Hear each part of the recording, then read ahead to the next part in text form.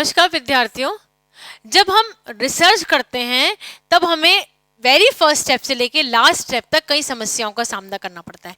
हमें यह देखना पड़ता है कि जो हमारी रिसर्च है हम उसका उद्देश्य क्या लें, क्या वो हमारे अनुकूल है, क्या हम उसको रिसर्च करके क्या समाज को फायदा होगा, हम डेटा किस तरीके से इकट्ठा करेंगे, क्या सैंपल्स हमारे साथ में की साइज क्या होनी चाहिए, क्या सैंपल्स का हमें सहयोग मिलेगा अथवा नहीं मिलेगा, क्या डेटा कलेक्शन के दौरान हमें कई तरह की समस्याओं को फाइंड आउट का सामना करना पड़ता है। लास्ट स्टेज रिसर्च की होती है रिसर्च प्रतिवेदन, यानी कि रिसर्च को हमने जो कुछ भी करा है राइट फ्रॉम आपका उद्देश्य सिलेक्शन से लेके डेटा एनालिसिस तक फाइंडिंग तक हमने क्या करा है इसके बारे में हम लिखना जब होता है तब भी समस्याएं आती हैं। यानी रिसर्च के समय हमें कई तरह की समस्याओं का सामना करना पड़ता है और सभी को करना पड़ता है और सभी की जो रिसर्च होती है नो डाउट वह कंप्लीट हो भी जाती है।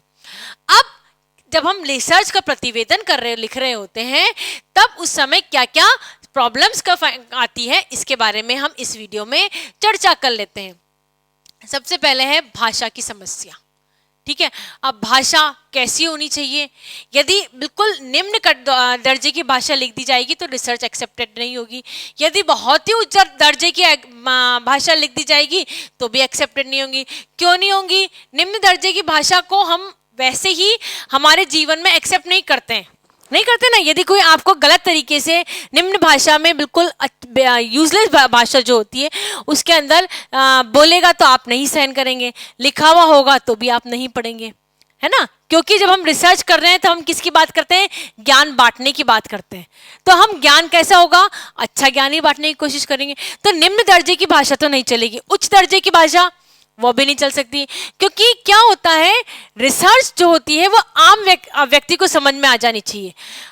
जो व्यक्तियों के लिए बनाई गई है उन व्यक्तियों को समझ में आएगी। अब हमने इसमें बहुत ज्यादा उच्च हिंदी उच्च इंग्लिश वर्जन का इस्तेमाल करा है तब व्यक्तियों को नहीं समझ में आएगी, है ना। हाई टेक्नोलॉजिकल भाषा करेंगे तो केवल वो सीमित दायरे में के लोगों को समझ में आएगी, वैज्ञानिकों को ही समझ में आएगी, आम जनता के लिए समझ में नहीं आएगी। यानी सबसे बड़ी समस्या है कि भाषा किस तरीके से लिखी जाए। तो भाषा में दोनों चीजों का समावेश होना चाहिए। एक तो कुछ टेक्नोलॉजिकल जो वर्ड्स होते हैं निश्चित तौर पे उनका समावेश होना चाहिए और ये बता देना चाहिए कि इस शब्द का अर्थ क्या है ना, तो उनको समझ में आ जाएगा।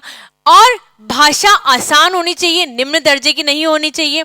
भाषा आसान होनी चाहिए, सरल होनी चाहिए और सामने वाले को इस आसानी से समझ में आ जाए, चाहे वह कितना भी किस भी दर्जे का हो।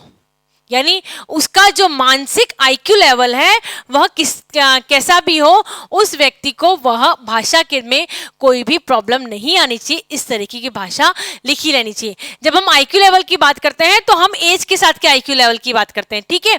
यानी जो शोध करता है उसके जो रिसर्चर है उसके जो रिसर्च करने के लायक है उसका आईक्यू लेवल ऐसा होना चाहिए कि भाषा जो है वो आसानी से समझ में आ जाए। भाषा ज़्यादा बुरी नहीं होनी चाहिए, भाषा ज़्यादा कठिन नहीं होनी चाहिए, भाषा ज़्यादा निम्न दर्जे की नहीं होनी चाहिए।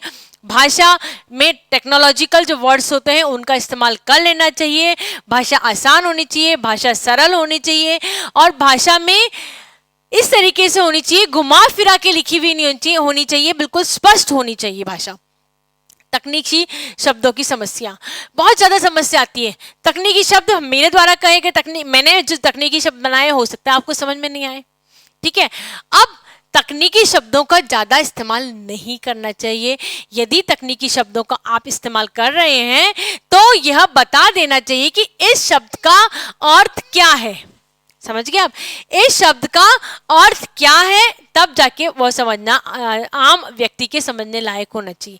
साइंस के विद्यार्थी जो हैं उनको जो टेक्नोलॉजिकल जो नॉलेज है या शब्द हैं टेक्निकल उनके बारे में ज़्यादा उनके शब्द अलग होंगे। जो सोशल साइंस के विद्यार्थी हैं उनके शब्द अलग होंगे। कौन से? तकनीकी शब्द। तो जिस हिसाब से भी रिसर्च है उस हिसाब से तकनीकी शब्दों का उपयोग होना चाहिए, ठीक है। हम वापस रिपीट कर देते हैं, प्रतिवेदन में तकनीकी शब्दों का निश्चित तौर पर उपयोग होना चाहिए पर उसकी एक लिमिटेशन होनी चाहिए। बहुत ज्यादा तकनीकी शब्द का इस्तेमाल होगा तो जो रिसर्च पढ़ के ज्ञान प्राप्त करना चाह रहा है वो तकनीकी शब्दों पर को समझने में ही अटक जाएगा और उससे उसको लाभ प्राप्त नहीं होगा। नेक्स्ट है पाठकों के ज्ञान की समस्या। पाठक जो भी है ना, हमें नहीं मालूम पाठक क्या है, पर पाठक का हमें इस तरीके से हमारा प्रतिवेदन देना है कि पाठक को ज्ञान की समस्या ही ना है। पाठक को जितना ज्ञान है वह हमारी रिसर्च पढ़ने के बाद उसके ज्ञान में बढ़ोतरी हुए। ठीक है, हमें नहीं मालूम, जो प्रतिवेदन लिख रहा है उसे नहीं मालूम कि पढ़ने वाले का ज्ञान कैसा है, अच्छा है, खराब है, बुरा है, कैसा है, यह उसको नहीं मालूम, परंतु उसको ज्ञान प्राप्त करना है। तो पाठकों का जो ज्ञान होता है उसकी समस्या रहती है और उस समस्या के हिसाब से व्यक्ति को लिखना चाहिए। नेक्स्ट है वस्तुनिष्ठ की समस्या। कई बार क्या होता है कि हम रिसर्च करते हैं ना, तो हम पक्षपातपूर्ण व्यवहार कर लेते हैं। हमारा विचार क्या है, हमारी सोच कैसी है, हमारी तकनीक क्या है, हमारे विचारों को, हमारी इच्छाओं को हम हमारे रिसर्च में लिख देते हैं। महिला जो उद्यमी है वह अपने परिवार से खुश है या वो ज्वाइन, या आप ये कह सकते हैं कि उनका सक्सेस के पीछे मेन कारण क्या है, परिवार है। हो सकता है मेरा परिवार ना हो सकता है मेरा परिवार हो।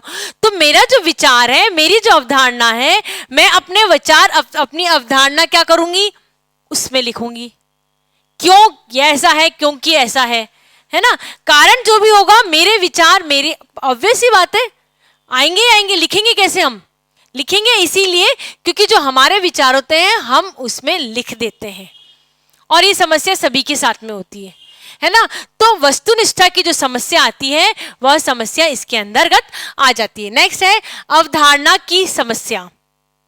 अवधारणा की समस्या बहुत ही बड़ी समस्या होती है कि आप रिसर्च किस तरीके से लिखेंगे, कैसे करेंगे। इसकी हर व्यक्ति की अलग अलग अवधारणाएं होती हैं, हर रिसर्च की अलग अलग अवधारणाएं होती हैं। उन अवधारणाओं को लेते हुए अपनी रिसर्च को लिखने की जो समस्या होती है उसको हम बोलते हैं अवधारणा की समस्या। और ये समस्याएं जो होती हैं, जितनी भी समस्याओं के हम बारे में हम बात करते हैं, उससे ज़्यादा विकट समस्या होती है सत्य को अभिव्यक्त करने की समस्याएं।